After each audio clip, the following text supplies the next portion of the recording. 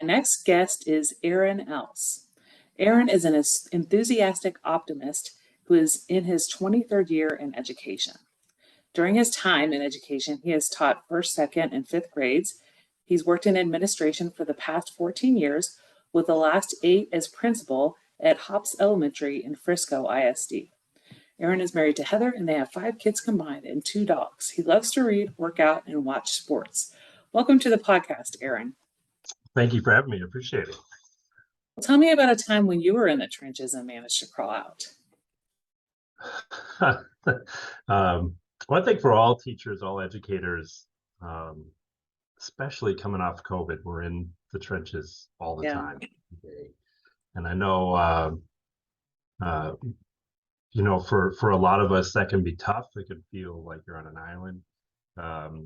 But I just know that whenever we are dealing with something tough, you have to lean on your teammates, your coworkers to kind of help carry you through, even your family.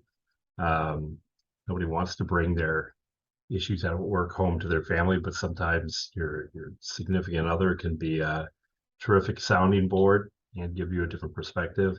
For me, I just remember just having some tough cases, tough kids over the years, but just realizing that with any kid, it's not their fault in what they're going through, and our job as educators is just to keep the focus on what are their needs and how we can best reach them. If you lose track of that, that's when your emotions can get the best of you. I think if you always keep that in the forefront of your mind, that hey, no child wants to do this or whatever they're going through, just focus on what their needs are, then you can serve the child best. Whereas if you don't, that's where it can build up frustration. Yeah, really that SEL piece that will be it's true. It is. So talk to me a little bit about your writing. You've been writing for Teach Better. You have a blog titled Fuel for the Fire. So talk to me a little bit about that one. For me, I think the Fuel for the Fire post just kind of goes back to where you're feeling burned out a little bit and remembering why you're there and why you got started in the first place. For me, writing's been an outlet. Years ago, I can't remember who it was that was speaking. I don't know if it was Ken Williams from Solution Tree, but he talked about how you can't be a purposeful educator if you don't practice what you do. Meaning, if you're a writing teacher and you don't write, if like yourself, you write and you host a podcast, you're trying to further the profession. And if you're not doing that, then it's hard for us to really carry that forward and have our words carry weight if we're not practicing them. So for me, it's writing, and I try to do other things along the way to try to further education, to try to advance it, to try to make it better, and then learn a lot in the process. Writing's taught me a lot. Writing has brought, people reaching out and connections that I wouldn't otherwise have. And so, I think that's important for educators. If you're a math teacher and you're not keeping up to date on what are the latest trends in teaching math, if you're a science teacher and you're not reading scientific articles or magazines, publications, what have you, same for writing. If you're a writing teacher but you're not writing yourself, I think that we have to practice our craft. It keeps us current, keeps updated. And for me, I just write about what I'm feeling. And so, fire, I was feeling burned out last spring, and I had to kind of reset about why I do what I do. So often it's kind of what I'm experiencing or going through, or maybe others around me are going through. Yeah, and that's sometimes how I get my ideas for blog posts as well. It could be in the moment or just a general consistency of what I'm experiencing or others near me. And you also do some writing for TPSA, and you mentioned that you had a few blog posts and articles that were coming. What are those about? Yeah, and so we're going to get into a little bit of social emotional learning piece with that. Just some leadership piece. So TEPSA is the Principal Association for the state of Texas that I'm involved in and serve on committees with them. And again, that came from the idea of I want to be involved in something And so what I love about it is brought connections to other principals across the state of Texas, and developed new friendships because of that. And really that too, I want to reach out to other leaders and say, hey, this worked for us, or this is what I've learned has worked for people, or just give me perspective, um, on it. I am getting a little long in the tooth in terms of experience as a principal, approaching a decade doing this now, but I just think it's important, like I said before, to reach out and share what you know. Um, it's kind of like, you're hurting the team if you don't share. And so maybe somebody will benefit it. Maybe 8 out of 10 principals that read what I write are going to go, well, I already knew that. But maybe there's 1 or 2 that didn't, and that could bring something to them. And so, I'm starting to write for them, and hopefully we can start seeing those reaching the magazines and so on. But that's been a lot of fun too, just developing the connections across the state of Texas.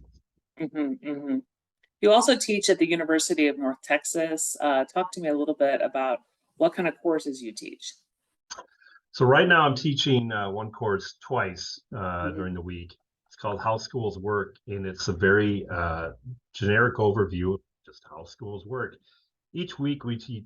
It's a night class. Each week we take a different focus in part of what makes schools work, whether that's policy, the community, leadership, teachers, students, support staff, and each week we take a deep dive into articles and research about those things and the impact they have on kids. And then we try to convey that for a lot of the kids taking this class. They're just getting started in their education path, and so it provides a really good overview of what goes into a school.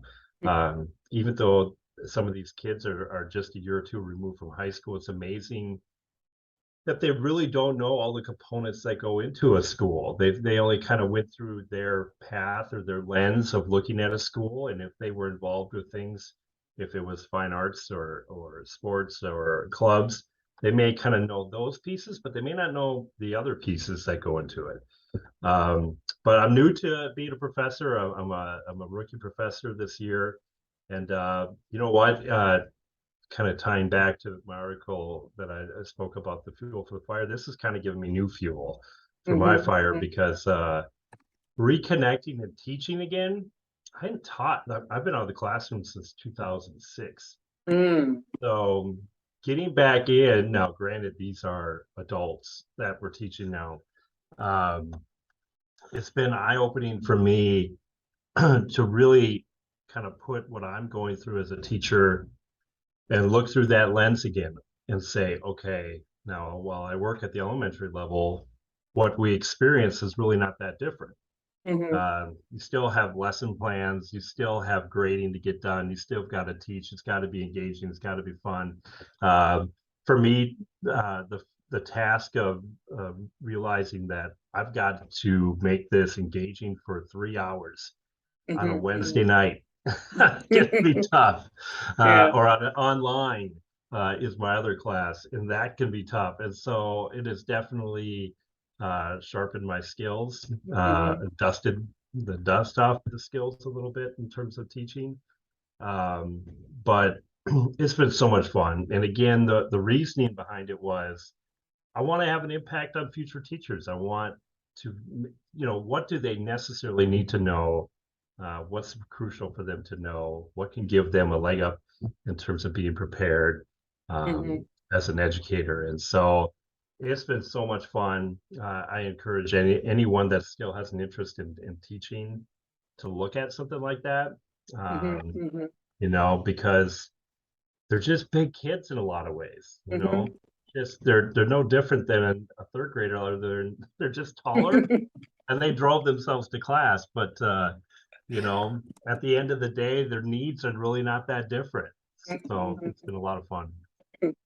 Yeah, and it's great that you're giving back after having been in admin for the last 14 years or so.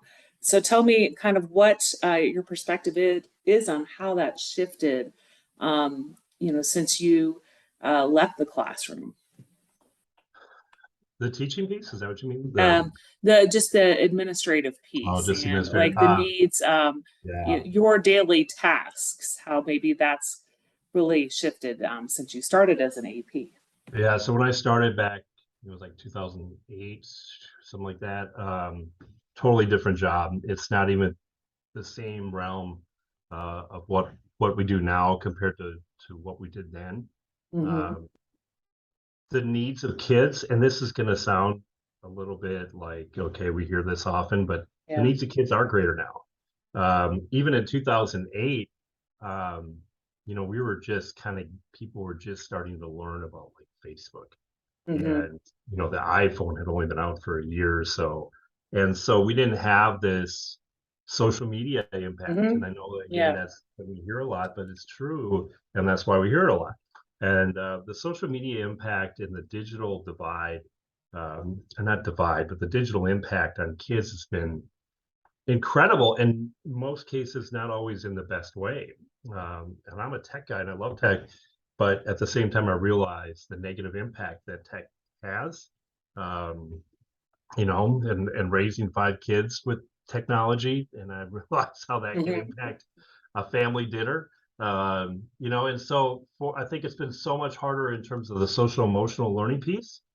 And again, I know we hear that everywhere, but it's so true because the kids need it more Mm-hmm. because parents are guilty of it too. Parents are just as guilty as their kids are in terms of sitting down at the table and having their phone out. Um, Ignore, instead of being locked into what the kids are doing during the game, they maybe are on their own social media. And Mm-hmm. so I think that there has been this roadblock of social media. While it connects people, it also does incredible harm to people. Mm-hmm. There's studies, and we've all seen the studies about how the more time people spend on social media, the worse they feel. It's like, wow, all right. And maybe there's something to that, but also just what kids see and deal with every day. The idea of, seeing these other perfect kids or perfect students, and then, it's just magnified problems in a lot of ways. So that's been a big piece.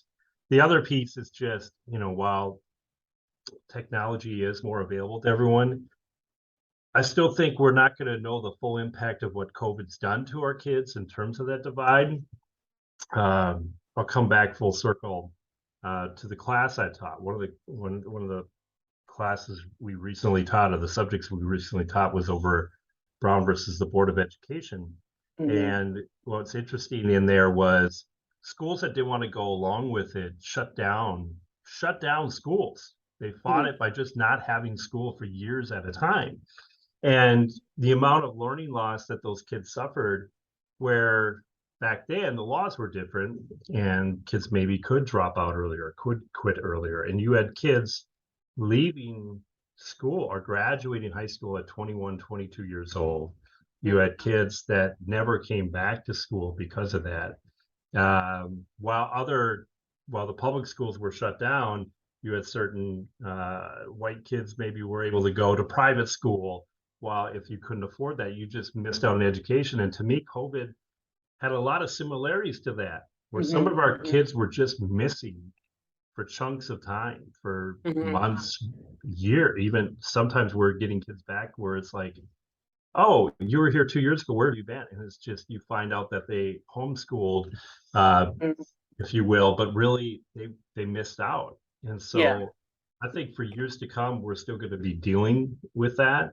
The social emotional learning piece, having kids that are significantly behind um, for a long time to come. And so the job has changed so much because you're dealing with so many more of kind of real world problems that have made their way all the way down to elementary.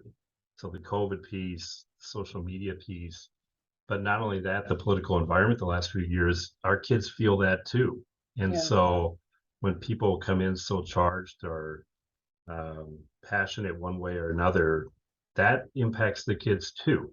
Mm-hmm. Um, Mm-hmm. and so, I think that as a community as a whole, we've lost sight in terms of, you know, are we fighting for things or arguing for things that are more important to the adults than they are to the kids, kind of thing, and how does that negatively impact them? Mm-hmm. So I think there's work as a community as a whole that we have to look at in terms of like what's best for kids, and are we advocating for that at all levels, and is our Mm-hmm. community. So Mm-hmm. it's Mm-hmm. become a bigger job because you feel all those things all the way down. Yeah, definitely. Even with really little kids, and how, like you're Mhm. saying, there's a lot of kids who, at the younger, younger kids, English language learners, if they were out of the building for 2 years, Yeah. they definitely didn't get that Right. language development, especially the Yes. social language development. Yes. And so we're Absolutely. seeing those gaps as well. Hmm. Yes, yes, absolutely. Yeah, special education kiddos missed out. EL learners, absolutely, you're right, 100% missed out. So, how have you seen discipline rates fluctuate, especially in your district? You said that your district said in January this past year that there would be no more virtual Yeah, online schooling, but there were gaps with the management piece. yeah, it's definitely increased significantly, Hmm. especially this beginning of the year. We're spending more time teaching kids what's right and wrong and what's okay and not okay, especially our little ones.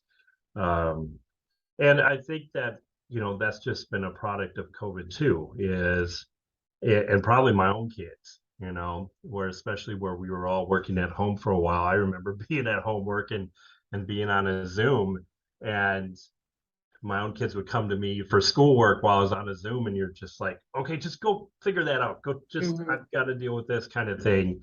And I think that, parents, all of us were just doing the best we could during that time. And I think what happened is we probably all were guilty of doing that too often, Hmm. and then Hmm. not following up on what our kids were doing during that time. Were they really working? Were they being silly? Whatever. And so I have my own example where for my own kids, like I've got five ranging from elementary all the way up to senior in high school. And during that time, I'd go up to, we had just kind of a area in our house where we had the kids kind of work area. And my boys were on the computer and they had the Zoom up for class. This is when we were virtual. And then they were playing a video game on the other side of the screen.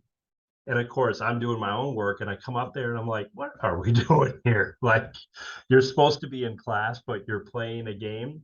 And I think the ramifications of stuff like that is, while I laugh at it, it's also like, okay, you're not learning, you're Hmm. off task, you're learning behavior by doing this, by this being by me allowing this to happen. You're learning behavior that I don't have to listen or pay attention. I can do what I Yeah. want to do it. And so I Hmm. think what that carries over to the school is, I want to do what I want to do when I want to do it, and that doesn't work. That's not the rules of society.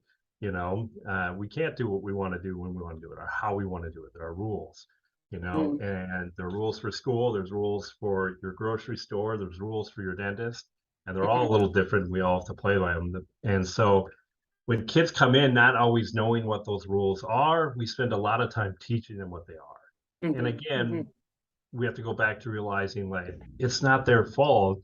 We've got to go back and reteach some of these things because COVID put this on us. We were all in a state of just figuring it out, and along the way, some of the loss that happened on the management piece was kids were allowed more freedom than they'd Hmm. ever had before, because just don't bother me on my Zoom. And so that ties into the learning loss as well, because when students are feeling the frustration from not knowing, Yeah. that can also lead to behavior. So we're spending a lot of time on behaviors, but in a way that we just realize that when they come up, we have to teach them. We have to talk about it. We have to role play and get them understand the impact that this has, and that there are rules here, and we do have to do things a certain way. Um, and we know that they are kids and they're 5 years old and they're still going to make that mistake 14 times. And each time we just have to, again, continue to teach them the way that um, any parent or adult or coach would. Hmm. Hmm.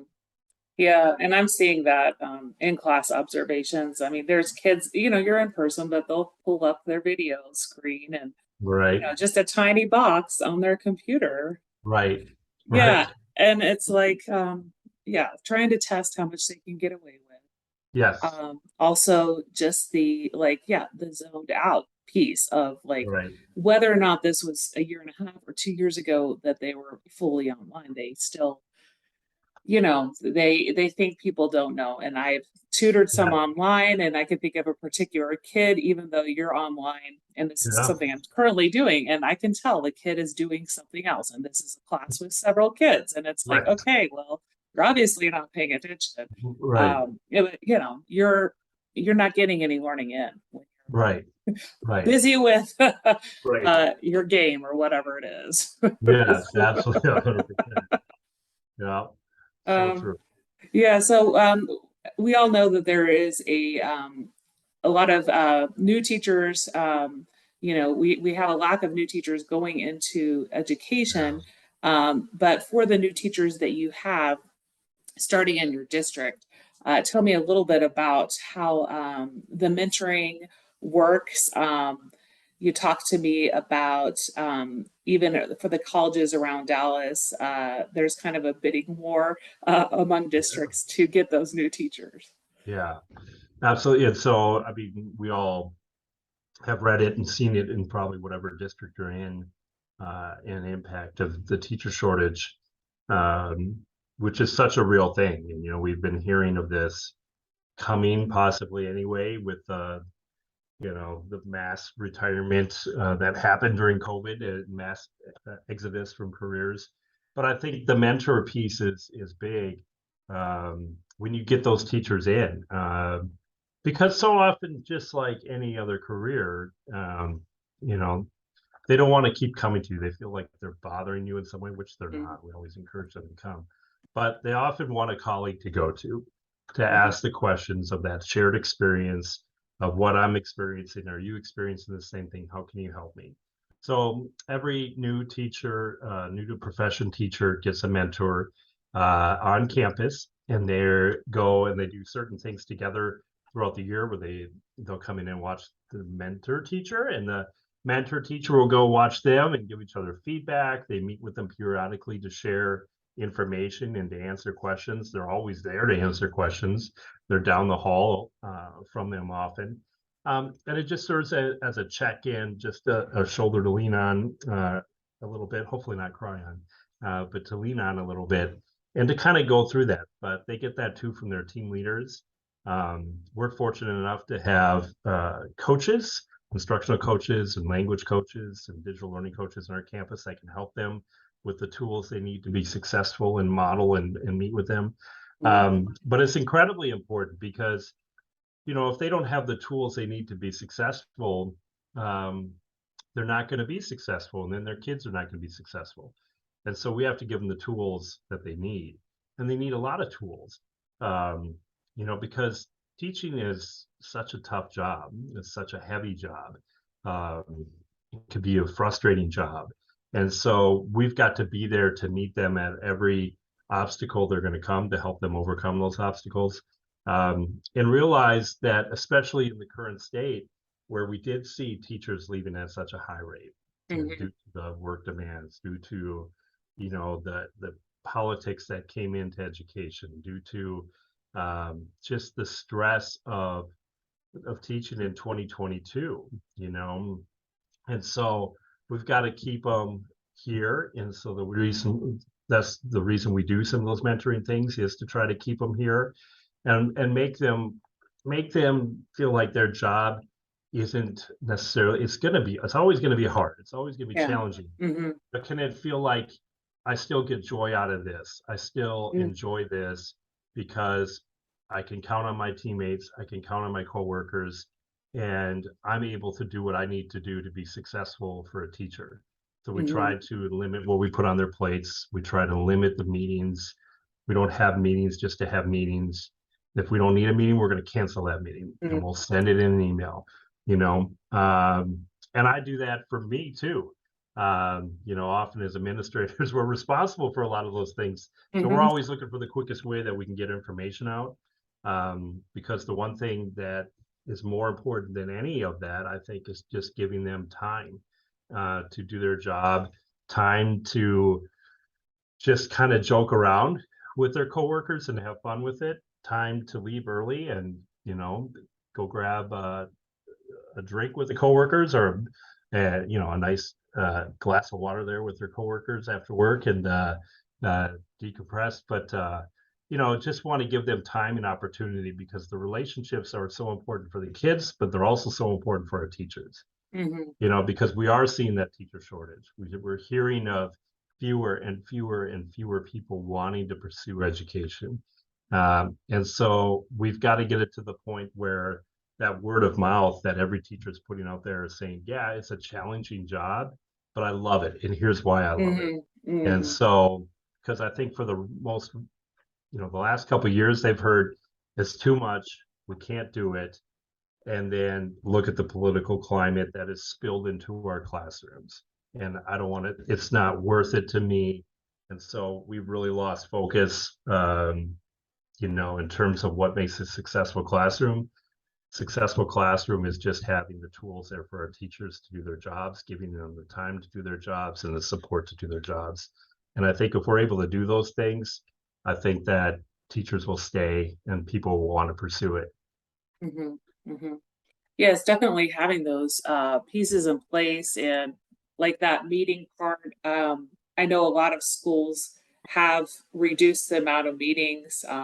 Yeah. There are some places that still kind of schedule those just to Yeah. schedule it, and I think it's Yeah. kind of the personality of the Right. administrators. And like you said, if it can be done over email, or just even a quick Zoom, instead of Yeah. people actually going somewhere else in the building just Right. to share a few words.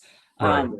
Or even collaborating on a Google Doc or something Yeah. Yeah. would get the job done sometimes Absolutely. rather than a meeting. Right. Yeah. Yeah, absolutely. Well, we've had a great conversation today Yeah. about some changes you've seen during your administrative career, the teaching that you do of these college students, and some of your writing. Out of everything we talked about, what's one thing you'd like listeners to remember?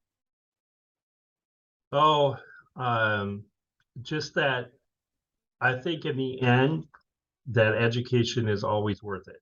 And, my father was an educator for 40 years. He retired and then he went and worked at the Minnesota State Academy for the Blind for another 10.